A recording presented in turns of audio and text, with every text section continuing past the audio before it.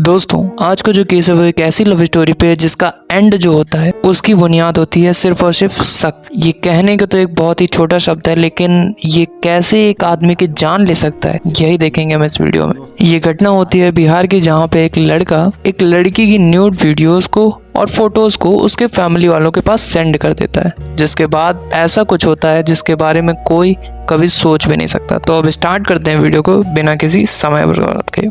14 अगस्त 2024 बिहार का एक इलाका होता है जिसका नाम मुजफ्फरपुर होता है। वहाँ पे जब सुबह सुबह सभी लोग अपने अपने काम पे जा रहे होते हैं, तभी एक खाली जगह पे एक बोरी मिलती है और उस बोरी के आसपास कई सारा ब्लड लगा होता है। अब ये चीज़ देखने के बाद वहाँ पे कई सारे लोग इकट्ठा होना स्टार्ट हो जाते हैं। फिर वहाँ पे कई भीड़ लग जाती है और फिर कोई ना कोई उनमें से कॉल करके ये बात पुलिस को बताता है। जब वहाँ की स्थानीय सदर पुलिस वहाँ पे आती है तो फिर उस बोरी को ओपन किया जाता है, और जब बोरी को ओपन किया जाता है तो उसमें से एक 23 साल के लड़के की लाश निकलती है। जिसके बाद जब उस बॉडी को ध्यान से देखा जाता है तो उस बॉडी पे गर्दन पे किसी धारदार चीज़ से वार किया गया होता है, जिसकी वजह से गर्दन पे भी काफ़ी गहरा निशान होता है और साथ ही साथ पेट में या पीठ में काफ़ी वार किए गए होते हैं, जिसके चलते अंदर की, अब मैं बता नहीं सकता हूँ, जो आप इतना समझो अंदर के जो पार्ट्स होते हैं वो भी बाहर आ गए होते हैं। और साथ ही साथ ये होने के साथ साथ उसको बहुत ही बुरी तरीके से पीटा भी गया होता है। अब ये सारी चीज़ें देखने के बाद ये चीज़ तो क्लियर हो रही थी कि ये जो घटना हुई है ये या तो प्रॉपर्टी के लिए हुई है या तो फिर किसी और काम के लिए की गई है। लेकिन इसी चीज़ में एक और चीज़ पे शक जाता है, जो कि होता है लव को लेकर के।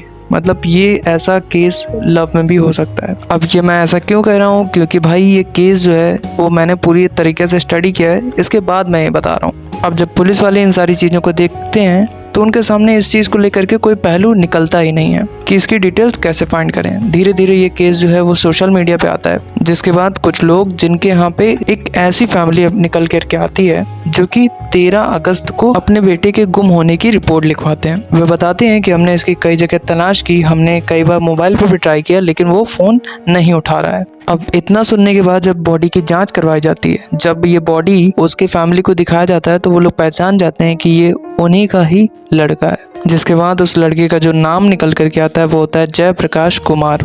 इस लड़के की उम्र 23 साल बताई जाती है, लेकिन एक सोचने की बात ये होती है कि ये जो लड़का होता है ये गोवा में काम कर रहा होता है। मतलब ये गोवा में रह करके इलेक्ट्रिशियन का काम करता था, पर ये बिहार में कैसे पहुंच गया, ये तो सोचने की बात है। अब ये जो सवाल होता है, इस सवाल का जवाब ज़्यादा दूर नहीं होता है, क्योंकि पुलिस के साथ साथ उसके परिवार वाले भी इस चीज़ को जानने के लिए बहुत ही ज़्यादा बेचैन थे। जिसके बाद वहाँ के आसपास के सीसीटीवी कैमरे को देखा जाता है तो वहाँ से एक फुटेज निकल करके आती है, जिसको देखने के बाद हमें पता चलता है कि 3 लोग मिल करके एक बोरी में उस आदमी की बॉडी को ले जा रहे होते हैं। साइकिल पे लोड करके उस आदमी की बॉडी को ले जा रहे होते हैं।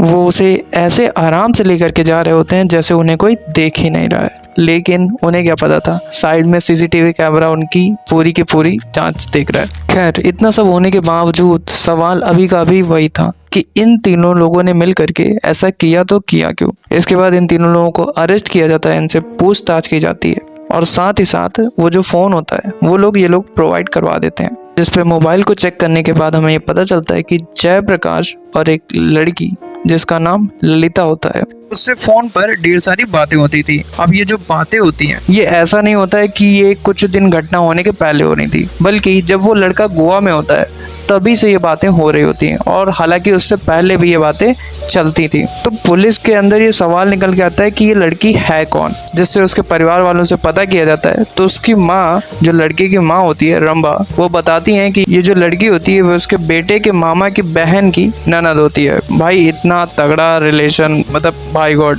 अब यहीं पे एक और इम्पोर्टेंट बात निकल करके आती है कि ये जो प्रेम कहानी होती है, ये जो लव स्टोरी है, ये 2021 से चल रही होती है इनकी। दरअसल इस लव स्टोरी की शुरुआत होती है जब एक दिन जयप्रकाश अपने मामा के घर गया होता है और वहीं पे उसकी जो ननद होती है वो वहाँ पे आई होती है, और जिसके बाद ये लड़का उसको देखने के बाद एकदम से, भाई समझ रहे हो ना, एकदम से पागल टाइप में हो जाता है। जिसके बाद वो डायरेक्ट इस चीज़ को प्रपोज कर देता है और यहाँ पे प्रपोजल एक्सेप्टेड भी हो जाता है। फिर उसके बाद जब टाइम मिलता था इन लोगों को तब ये लोग बात किया करते थे, और धीरे धीरे ये लोग एक दूसरे के इतने करीब आ जाते हैं कि ये लोग मतलब आगे वाला जो प्रोसेस होता है वो भी करने लगते हैं। अब ये जो कहानी शुरू होती है 2021 से, ये आ जाता है 2023। अब जो लड़की होती है वो अपने आगे की पढ़ाई करने के लिए पटना आ जाती है। और जो लड़का होता है जो कि ज़्यादा पढ़ा लिखा नहीं होता है लेकिन फिर भी इलेक्ट्रॉनिक का काम करने के लिए गोवा चला जाता है। अब सवाल यहाँ पे ये उठ करके आता है, जब इन दोनों के बीच में इतना ज़्यादा क्लोज प्रेम था तो उस लड़के की ऐसी हालत मतलब कैसे हो सकती है, तो वहीं पे हमें पता चलता है। वैसे इस सवाल का जवाब देने से पहले मैं आपको बता दूं कि इन लोगों के जो ये बीच में लव होता है, इस चीज़ की बातें इनके घर पे चल रही होती हैं लेकिन ये बात पूरी तरीके से तय नहीं हो पाती है। अब उसके बाद एक दिन आता है जिस दिन इन दोनों के बीच में थोड़ी सी टकरार आ जाती है। दरअसल होता ये है कि जब ये दोनों वीडियो कॉल पे बात कर रहे होते हैं तभी लड़के को लड़की के बैकग्राउंड से एक लड़के के जाने की फोटो, मतलब एक लड़के के जाने की दिख जाता है कि वहां से कोई लड़का गया है। इसके बाद ये उसे पूछता है तो लड़की जो होती है वो इस बात को टालने लगती है और यहीं से इन दोनों के बीच में टकरार स्टार्ट हो जाती है। अब ये जो टकरार होती है वह धीरे धीरे करके बढ़ने लगती है। अब यही टकरार आगे चल के इनकी नफरत का कारण बनते हैं और लड़के को लगता है कि अब ये मुझे धोखा दे रही है और अब ये मेरे साथ नहीं रहेगी। जिसके बाद लड़का एक ऐसा कदम उठाता है जो कि सच में शर्मनाक होता है। वह उस लड़की के कुछ प्राइवेट वीडियोस जब वो दोनों साथ में होते हैं उन वीडियोस को उसके जो फैमिली वाले होते हैं उनके पास सेंड कर देता है। अब जब ये वीडियोस जो होते हैं ये फैमिली वालों के पास आते हैं तो फैमिली वाले भी काफ़ी ज़्यादा टेंशन में हो जाते हैं। वह ललिता से पूछते हैं कि इन सब चीज़ों का मामला क्या है। तो जो ललिता होती है वह इस पूरी कहानी के, इस पूरे उसके धोखा देने की पूरी बातों को बताती है। उसके बाद उसके फैमिली वाले मिल करके एक प्लान बनाते हैं जिसपे वो डिसाइड करते हैं कि कैसे भी उस लड़के को गोवा से यहाँ बुलाया जाए। अब लड़की जो होती है उस लड़के से कॉल पे बात करती है जिसपे वो लड़का कहता है कि मैंने तुम्हारे साथ गलत किया है, क्या पता तुम मुझे वहाँ पे बुला करके मार न डालो या मेरा कत्ल ना कर दो। जिस पे वो लड़की कहती है नहीं भाई, हम तो मारेंगे नहीं, बल्कि मैंने शादी के लिए, हमारी शादी के लिए घर पे बात की है जिससे एक दो लोग राजी भी हो गए हैं। जिसके बाद वो दिन आता है जिस दिन उसका आखिरी दिन होता है, मतलब कि 13 अगस्त 2024। अब जब लड़का गोवा से चल करके मुजफ्फरपुर आता है तो वह एक होटल पे रुकता है जहाँ पे वो नाश्ता पानी जो भी करना होता है वो करता है। जिसके बाद अब उस लड़के को एक रूम पे बुलाया जाता है और वो रूम होता है उसी के मामा के, मतलब लड़की के मामा के लड़के का रूम, मतलब कि उसके भाई का। जहाँ पे जब वो जाता है तो गेट खुला होता है।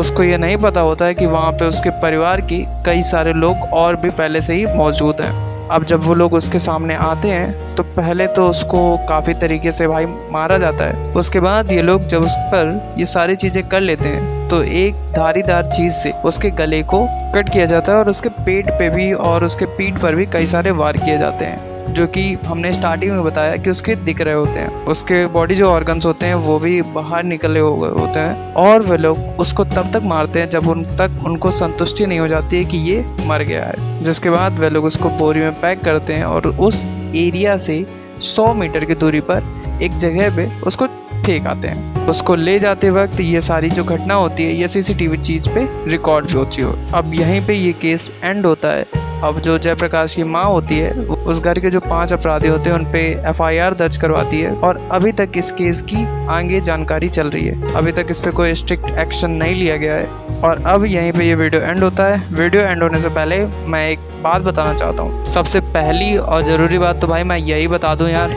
कि प्यार व्यार के चक्कर में पढ़ना ही बेकार है, बट फिर भी अगर आप पढ़ते हो तो सबसे इम्पोर्टेंट होता है ट्रस्ट। इस घटना से हम ये सीख सकते हैं कि कैसे उस पर ट्रस्ट ना होने की वजह से उसका इतना बुरा अंजाम होता है। और ये जो शक होता है ये एक की तरफ से नहीं, उन दोनों लोगों को दोनों तरफ से शक था। और यहीं पे मैं वीडियो को फिर से एंड करता हूँ और तब तक के लिए नमस्कार।